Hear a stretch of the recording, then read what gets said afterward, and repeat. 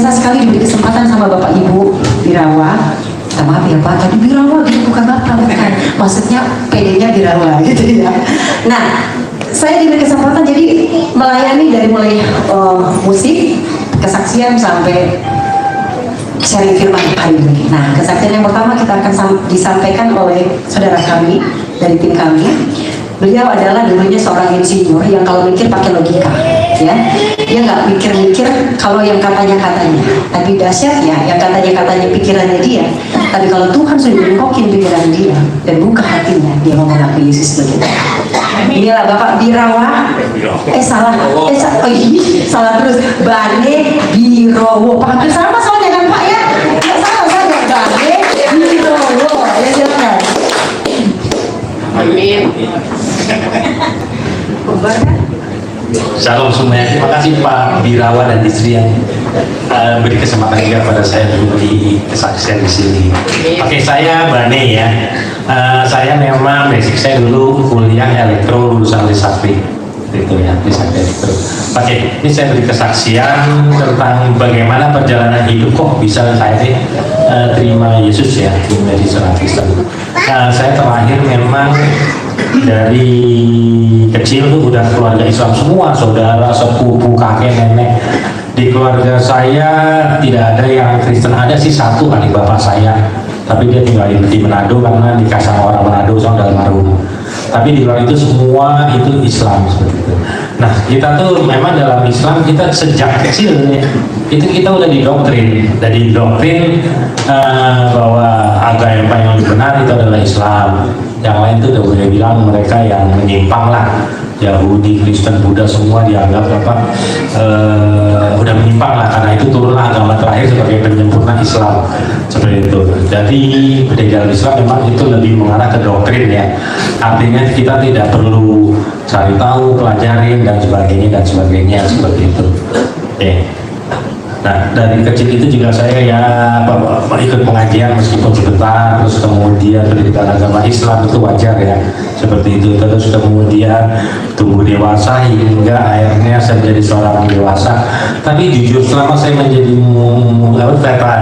Muslim itu saya selalu bertanya-tanya sih, ada pergumulan lah di dalam hati saya tentang ini kok kenapa begini, kenapa begitu. Terutama belakangan ini kan sejak pilkada DKI ya, itu kan parah tuh aliran-aliran keras tuh, juga terus Twin Tower segala itu udah mengusik peri kemanusiaan saya seperti itu. Artinya kok bisa seperti itu, meskipun waktu itu banyak ustadz ulama bilang mereka salah tafsir atau bla bla bla bla. Saya aminin aja lah seperti itu. Terus kemudian saya ingat terakhir tahun 2019 saya diundang Natalan sama teman relawan lah di dunia relawan. Saya waktu itu relawan Jokowi, sekarang udah bukan. Akhirnya 2019 terus diundang Natalan. Nah, waktu itu saya di mobil putar lagu-lagu Natal. Teman saya Kristen komplain, kok muter lagu-lagu Natal sedang jadi Kristen tahun 2019 tuh ya. Saya bilang amit-amit saya jadi Kristen, enggak lah loh. Saya mendingan mati ditabrak mobil ketimbang menjadi seorang Kristen. Itu seperti itu benar. Memang kita udah didoktrin loh, amit-amit lah jadi Kristen, kita mati dalam suatu aksiden atau kecelakaan gitu loh. Karena itu termasuk salah satu jihad juga lah dalam Islam ya, ketimbang pindah agama seperti itu. Nah, rupanya entah kenapa tahun 2020 COVID ya, COVID. Terus ya saya nggak bisa tidur, saya buka-buka YouTube, ketemulah salah satu channel apologet, tapi bukan apologet Indonesia ya, apologet Kristen, tapi itu orang mungkin tahu lah, Christian Preach sekarang juga masih tahu lah. Nah, di situ saya kaget karena apa yang dia sampaikan selama ini tidak pernah kita tahu. Contoh Quran itu, ini maaf saya bukan untuk menyinggung kata ya, untuk apa pembelajaran, karena ini juga banyak muslim yang tahu dalam Quran itu sesungguhnya lebih banyak cerita tentang Isa Al-Masih, bukan tentang Muhammad, bukan. Dia hanya ada 4 ayat maksimal tentang Isa Al-Masih. Kalau nggak salah dia ada 25 ayat atau apa atau lebih lah, semua tentang Isa Al-Masih. Saya pikir saya catetin semua hingga terus kemudian ini saya tujuan beragama orang apa? Kalau ditanya apa sih tujuan kamu beragama, mereka rata-rata sih jawab untuk kenyamanan, untuk bla bla bla bla, mereka untuk jalan keselamatan. Quran pun juga sebenarnya menunjukkan contoh, misalkan Kias Maryam 71 dulu. 71 itu bahwa semua akan mendatangi neraka kecuali di 72-nya kami akan menyelamatkan orang-orang yang bertakwa. Oke. Jadi Kias Maryam 71 itu jelas semua akan mendatangi neraka. Artinya siapapun itu akan masuk neraka. Di Maryam 72-nya baru dijelaskan kecuali orang-orang yang bertakwa itu akan diselamatkan dan membiarkan yang lain itu dalam keadaan berlutut. Pertanyaan berikutnya, siapa sih yang bertakwa itu? Kita balik ke Kias Al-Maidah 46 bahwa siapa yang bertakwa itu, dan kami menurunkan Injil kepadanya, di dalamnya terdapat petunjuk dan cahaya, dan membenarkan kitab yang sebelumnya yaitu Taurat, dan sebagai petunjuk serta pengajaran untuk orang-orang yang bertakwa. Jadi orang-orang yang bertakwa itu adalah orang-orang yang membaca Injil dan Taurat. Itu jelas di Kias Al-Maidah 46. Kalau ada orang Islam yang menyangkal ini, berarti dia menyangkal Qurannya sendiri. Itu 46. Terus kemudian di Kias Al-Imran 55 jelaskan, ketika Allah berfirman, hai Isa, sesungguhnya aku akan menyampaikan kamu kepada akhir ajalmu dan mengangkat kamu kepadaku serta membersihkan kamu dari orang-orang yang kafir dan menjadikan orang-orang yang mengikuti kamu di atas orang-orang yang kafir hingga hari demi kiamat, kemudian hanya kepada akulah kembalimu. Artinya di Kias Maryam Al-Imran 55 itu dijelaskan bahwa Isa dan pengikutnya yang akan kembali diangkat seperti itu. Itu adalah satu yang saya temukan di situ. Saya ada perbincangan hebat. Terus kemudian tetap saya nggak percaya karena bisa aja tafsir orang beda-beda. Saya ini kalau dalam pergumulan gitu secara apa? Tanya Tuhan. Tapi Tuhan kita bilang jangan Allah SWT atau bukan jangan Yesus. Bilang aja Tuhan tunjukkan saya mana yang saya harus ikuti. Saya taruh Al-Quran, saya taruh Alkitab. 1, 2, 3 hari nggak ada jawaban dari Tuhan. Tapi di saat itu saya tetap baca Alkitab karena masih baru ya, nggak tahu ya. Kemudian pas di halaman 27 di perjanjian baru itu di halaman 28, 29 hilang, langsung ke 30. Saya pikir itu namanya buku baru pasti lengket. Ya saya pakai lidah lah ya kasarnya, udah saya mau robek. Terus kemudian saya Mbak Grace Simon kemudian, karena kebetulan Mbak Grace Simon yang ngasih saya kitab itu dia bilang masa sih dia Mbak ini mungkin salah produksi, karena dalam produksi 1:100 itu pasti wajar ada cacat produksi ya. Oke, saya kembali, begitu tutup WA telepon saya balik lagi, itu dengan santai saya balik halaman 28 udah ada. Itu luar biasa loh. Dalam hati saya ini pasti petunjuk dari Tuhan, nggak mungkin kalau enggak. Dari situ kemudian ya saya dipertemukan juga dengan Pak Saifuddin Ibrahim, Pak Iksan Paloko, mantan muslim lainnya seperti itu. Saya banyak dibimbing juga.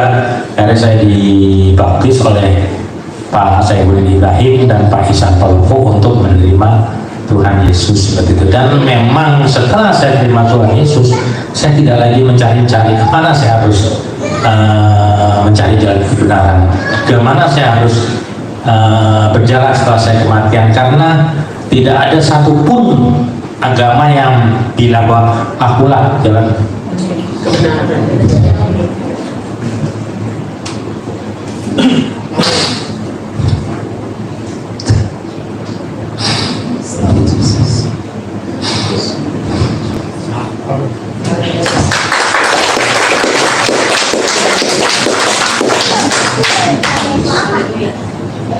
ya. Itulah Yesus yang bilang membawa saya dari gelap menuju terang.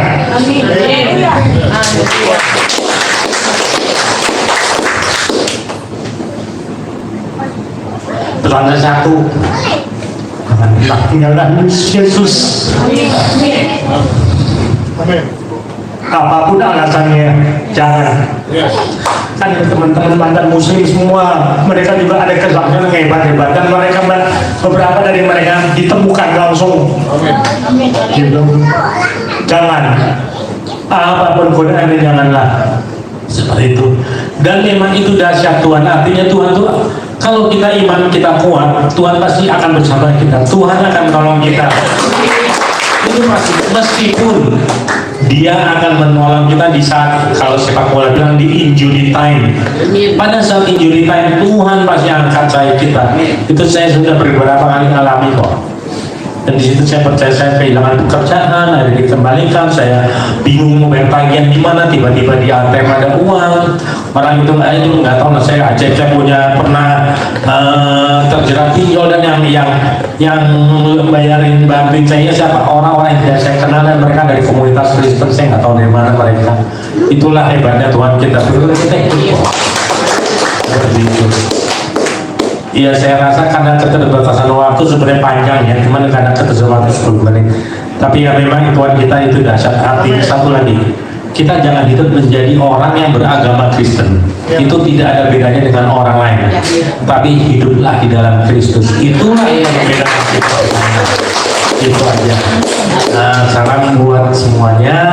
Kita tetap hidup dan bersama di dalam Yesus Kristus. Tuhan Yesus memberkati semua. Haleluya. Bagian dari Mama Eti yang gabung di sini dirawat. Kenapa saya colek Lucy bahwa saya sejenak menyampaikan sedikit aja. Tadi Esther yang menyampaikan ke saya bahwa tolong kesaksian. Cuman saya bilang sudah ada yang saksi. Tapi saya digerakkan Tuhan tadi karena bukan satu kebetulan bahwa yang disampaikan oma-oma ini adalah indah rencana. Bagaimana kami, saya dulu juga sebagai Muslim yang nenek moyang saya tidak mengenal Kristen. Keturunan saya dari nenek saya itu adalah orang yang pertama memasukkan agama Islam ke Sulawesi Selatan, Syekh Yusuf. Itulah dari keturunan nenek moyang saya. Walaupun taman saya ini agak sedikit sipit-sipit, jadi saya nggak pernah dibilang Bugis Makassar. Saya selalu dibilang, dipanggil Ci, ya nggak apa-apa lah, ya. Jadi, saya menerima Yesus bukan satu karena saya sedang kekurangan. Saya juga bukan karena saya sakit, bukan juga karena saya pada saat itu dekat dengan seseorang, tidak. Tetapi saya mencari kebenaran itu sesuai di Al-Quran, ihdinas siratal mustaqim, dan itu yang membuat saya benar-benar ada di jalannya. Indah rencanamu, karena kita pegang indah rencana Tuhan ini benar-benar yang dulunya tidak indah. Walaupun kami merasakan, saya tidak pernah merasakan bagaimana saya menentang atlet, saya bekerja dengan baik di perbankan, hidup saya cukup diberkati, tetapi justru di dalam kekristenan ini membuat saya harus drop, membuat harus saya zero. Tetapi Tuhan mengangkat saya dengan bukan berkata kepada saya melebihkan kamu, tetapi Tuhan selalu mencukupkan apa yang selalu saya perlukan. Anak-anak saya pun sukses luar biasa. Jadi itulah bagaimana indah rencana Tuhan itu. Saya digerakkan Roh Kudus bicara tadi bahwa indah rencana Tuhan itu selalu Dia tepati janjinya untuk kita. Dia tidak akan pernah meninggalkan kita, tidak, sekali-sekali tidak akan pernah. Saya juga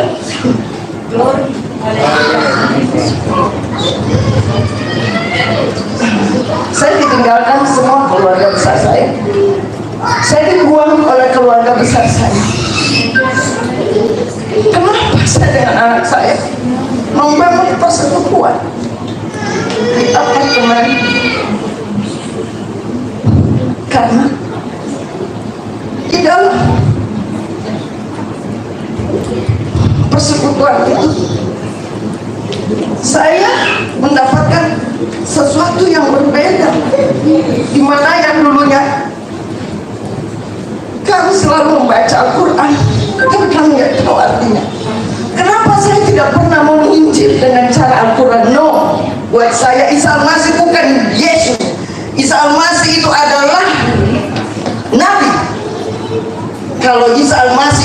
menerima Yesus, semua umat Islam akan menerima Yesus sebagai Tuhan dan Juru Selamat. Tetapi apakah inkarnasi itu kita langsung singkirkan orang-orang yang tidak menerima Yesus sebagai Tuhan dan Juru Selamat? Tidak.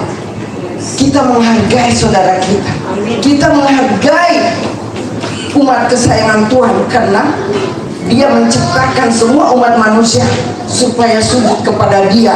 Dan kami, ya, Allah Subhanahu wa Ta'ala yang kami sembah itu di dalam nama Bapa Yahweh, hanya berbeda, ya kan? Jadi di dalam Kristus yang berbeda buat saya, inilah indah rencana Tuhan yang selalu mengingatkan, ingat lagi.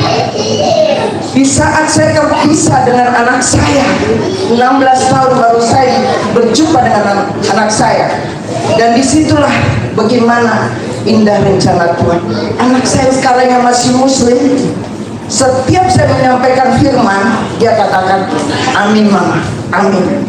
Walaupun dia tidak menyampaikan kepada suaminya, ya, tetapi puji Tuhan, anak saya perempuan ini selalu mengaminkan setiap saya menyampaikan firman. Dan itu saya doakan terus anak saya, karena saya percaya bahwa anak saya perempuan ini juga diberikan indah rencana Tuhan. Ya. Jadi Bapak Ibu, saya pun kalau saya menyampaikan yang cukup panjang, yang pasti saya pribadi, saya menerima Yesus bukan karena satu hal. Saya kerja di bank, cukup diberkati. Saya punya posisi yang bagus, dan juga saya tidak dalam keadaan sakit, tidak dekat dengan orang seseorang, tidak dan gimana. Tetapi saya menerima Yesus bukan karena saya duit, no, saya dicukupkan. Tetapi justru menerima Yesus harus terpaksa saya dari zero, dan Dia tetap memegang tangan kanan saya untuk menuju kemenangan dan kemenangan selama-lamanya. Yes, terima kasih Tuhan memberkati. Dan ini nanti kalau di wanita takut Ya. ini ya. Luar biasa. Tuhan kita selalu baik, ya. Biasanya nggak mau dipanggil Oma, akhirnya masuk ke dalam rombongan Oma. Ya, memang Ini nggak mau dipanggil Oma, ya. Akhirnya tadi saya bilang halo Oma, marah dia. Bukan Oma, tahu umur, ya. Oma. Tenang, saya pun akan sampai ke sana. Haleluya, amin. Baik, satu lagi kesaksian yang luar biasa dari tim kami. Dari namanya udah pasti tahu ya. Dulunya pernah naik haji, tapi cuma sampai ke airport doang, dia balik lagi karena nggak punya paspor, nggak punya tiket. Jadi balik dia. Padahal udah punya baju tuh, karena baju tetangga buat ini, buat haji udah dipinjam sama dia. Ini dia Siti Rofiqoh. Ya.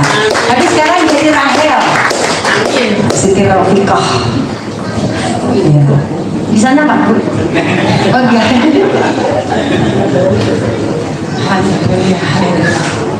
Baiklah, terima kasih Bapak Ibu Birawa yang sudah memberi kesempatan buat kami, dan Shalom Ibu Bapak yang terkasih dalam nama Yesus.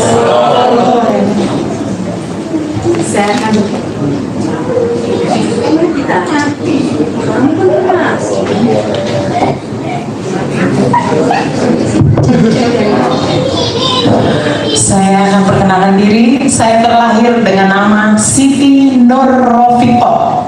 Jangan Rofiqoh ya, tapi Rofiqoh. Harus pakai letak. Siti tanah, Nur bercahaya, Rofiqoh dia pasti tahu tempat tertinggi di sisi Allah. Bukan begitu? Haleluya. Ya, begitu baiknya saya bilang orang tua saya yang telah memberikan saya nama seperti itu, dan tidak sia-sia. Akhirnya sekarang Tuhan jadikan saya sebagai hambanya, dekat dengan Tuhan kita Yesus Kristus. Haleluya. Baik. Dan saya dilahirkan dari ibu saya dari Solo, papa saya dari sebuah keluarga yang sangat-sangat fanatik, keluarga, mohon maaf, kiai dari Salatiga. Dan saya tidak akan bercerita tentang di sana, tentang masalah untuk tantang pasti ada. Tapi itu semua saya tidak akan bercerita siapa saya, tetapi saya akan bercerita bagaimana Tuhan yang mengangkat saya itu luar biasa. Ya, beberapa hal yang Tuhan buat mujizat dalam kehidupan saya. Waktu tahun 2007, waktu itu saya merawat mama saya yang sakit kuman. Selama 5 bulan saya tinggalkan rumah tangga saya. Oh iya, saya menikah dengan orang Ambon, Pelupesi. Saya dikaruniakan satu jagoan putra, satu putra. Ya, Pelupesi itu adalah Raja O. Ya, betul. Karena saya juga ikut persekutuannya Om Bob Tutupoli. Betul. Lisa Boli kakek Lisa, betul. Ya. Katong semua buat saudara. Iya, lalu waktu saya merawat mama saya 5 bulan, itu memang keluarga bapak saya, ya yang begitulah. Tapi saya bilang gini, Tuhan, tidak ada yang mampu menandingi kuasa. Sampai mama saya bisa sembuh, bisa berdiri, bisa berjemur. Itu kalau ada tabir yang datang, saya berikan air minum, nggak pernah mau diminum. Dia udah tahu ditolaknya air minum yang saya buat. Tapi saya nggak berkecil hati, tetap saya bilang. Sampai mama saya sendiri bilang, kamu kan hamba Tuhan, kamu bisa doain orang tuli bisa sembuh. Tapi kenapa kamu nggak doain mama? Itu ya Tuhan mengatur hati saya sebagai hamba Tuhan. Oh iya ya, kok gue tega banget. Akhirnya saya berdoa buat mama. Sampai mama sembuh, saya tinggalkan pulang. Sebelum saya tinggal pulang, saya bilang gini, mama saya, "Nah, kalau kamu nggak ada yang berdoa buat saya, siapa?" Saya bilang, "Mama, Tuhanku tidak tuli, Tuhanku tidak buta. Mama berdoa pasti Tuhan dengar. Tapi entar kalau dengar papamu, Tuhan Yesus kan papamu marah. Mama, Tuhanku tahu dengan segala cara." Dan mohon maaf tadi ibu kekasih itu, saya cuma ajarkan mama begini, "Bapak Yahweh tolong saya, Bapak Yahweh sembuhkan saya." Itu yang saya ajarkan buat mama. Dan hari saya pulang, 2 minggu kemudian saya kecelakaan. 2007 Agustus saya kecelakaan, retak patah tubuh saya 11 tempat. Saya terbalik mobil yang, mohon maaf Bapak, yang saya bilang katakan kakak saya polisi itu pakai mobil beliau, mobil dinas dan ibunya. Mobil kami salto 3 kali di kilometer 28 Sentul. Saya cuma katakan begini, Tuhan, terima kasih. Kalau diberi pengertian begini rasanya orang mau mati dan saya tidak bisa nafas, saudara. Tapi Tuhan bilang apa? Belum waktunya, anakku. Setelah saya dirawat, semuanya tepat pada waktunya, Tuhan. Saya dioperasi, sambung tulang di pundak sini saya patah, rusuk 4, 5, 6, 7, rusuk belakang pokoknya 11 tempat saya retak patah. Tapi 6 bulan kemudian sudah pulih total. Setelah saya kecelakaan, sebulan kemudian ibu saya meninggal. Dan Bapak Ibu tahu, waktu saya pulang untuk ibu saya meninggal, keluarga tidak mau. Dan saya ditinggalkan kalau orang tua selamatan selama 40 hari. Saya buat sendiri, saya masak sendiri dengan tangan kiri saya untuk pengajian 200 orang. Dan dana, Bapak Ibu tahu, semuanya Tuhan sediakan melalui rekening-rekening yang dikirim ke saya. Saya nggak nyangka. Itu luar biasa. Kemudian setelah itu tahun 2010 saya mengalami pendarahan 7 bulan tidak berhenti. Dan waktu itu yang menangani saya adalah Dokter Sarip Alwi, orang Ambon juga. Dia bilang gini, "Ses, saya tangani dulu. Kalau saya selagi Tuhan masih bisa untuk saya tangani." Dan walaupun Bapak Ibu ini darah mengalir terus. Dan terakhir itu saya pelayanan KKR selama 2 jam, saya ganti celana 3 kali. Dan mohon maaf semuanya, saya ganti pembalut 1 box yang 42 itu habis. Setelah selesai KKR, hamba Tuhan berfirman, menyampaikan firman, saya cuma bilang gini, jujur saya bilang, "Tuhan tega yang lihat gue sudah pelayanan loh Tuhan, tapi Tuhan biarkan ini." Saya bilang gini. Tapi Tuhan buat apa? Bapak Ibu, selesai KKR, di situ pendarahan saya berhenti total. Kemudian saya dinyatakan miom sudah 12 cm. Dan sama Bapak Jun, mohon maaf, kami kan dalam satu ini gimana, saya udah sakit banget, nggak kuat, saya bilang. Terus kata Bapak Jun, kamu langsung ke Cipto, nanti papa yang tangani. Papa, ternyata Bapak Ibu sampai di Cipto diperiksa HB saya tinggal 4. Dan betul saya diaduk-aduk di Cipto itu sama dokter-dokter yang baru praktek itu, sakitnya luar biasa sampai saya menggigil. Saya cuma bilang, Tuhan tolong aku, saya bilang. Nah, di situ Tuhan kita luar biasa. Saya harus membutuhkan darah 3 kantong yang besar, tapi luar biasanya Tuhan siapkan. Dan Bapak Ibu tahu saya nggak punya BPJS. Saya berangkat ke Cipto, anak saya berangkat daftar BPJS. Tapi anehnya, waktu sorenya suami saya ditanya, Pak ini dibayar pakai apa? BPJS. Telepon anak saya, langsung dikasih nomor. Ternyata luar biasa lagi Tuhan kita. Sore itu BPJS saya langsung berlaku. Haleluya. Biasanya harus nunggu seminggu atau berapa, tapi sore itu langsung berlaku. Amin. Dan waktu saya perlu darah itu, dokter cuma bilang, donor darah itu transfusi ya Bu, yang ini segini. Anak saya disuruh ke bank darah. Dan Tuhan luar biasa, di situ disiapkan betul 3 kantong besar yang harus saya butuhkan. Dan Tuhan bilang lagi, nanti dokter bilang, nanti kalau setelah 1 kantong selesai, Ibu ada kamar kosong, Ibu langsung pindah. Betul, jam 10 malam ada kamar kosong, saya sudah selesai 1 kantong, dipindahkan saya ke ruang. Semuanya tepat pada waktunya Tuhan. Sampai saya pulang ke rumah, saya pendarahan lagi.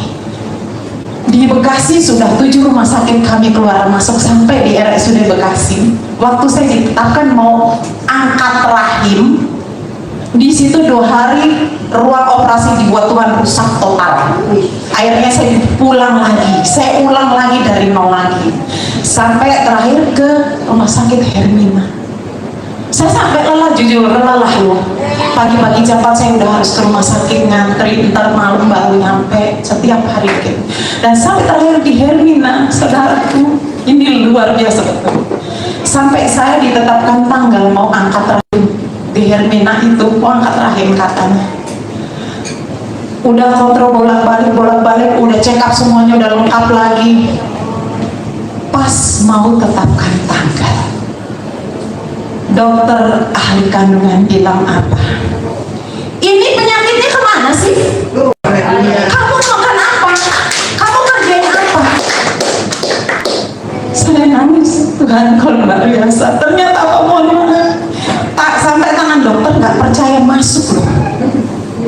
Yang ada di tangan dokter bukan bola daging yang tadi dibilang nyium, tapi namanya cairan bening ada di telapak tangan dokter. Makanya dokter marahin saya, ini apa? Nah, saya nggak tahu, dokter kan dokternya yang lebih tahu saya. Akhirnya saya dilempar ke onkologi, tapi kembali luar biasa Tuhan. Sampai sekarang dinyatakan miom saya diangkat sama Tuhan, dan saya sehat sampai sekarang. Itu semua karena mujizat Tuhan yang luar biasa. Dan saya setelah jadi hamba Tuhan, saya diberikan marga Bata. Si Matupang siang malam tunggu panggilan. Jadi saya harus taat Bapak. Kapanpun Tuhan mau, kapanpun Tuhan utus saya nggak boleh bilang enggak. Mau pelayanan ODGJ, mau pelayanan orang jalanan, mau lansia, inggih saja saya jawab. Dan untuk mengakhiri kesaksian saya mau ikut Yesus, saya mau ikut Yesus sampai selama-lamanya.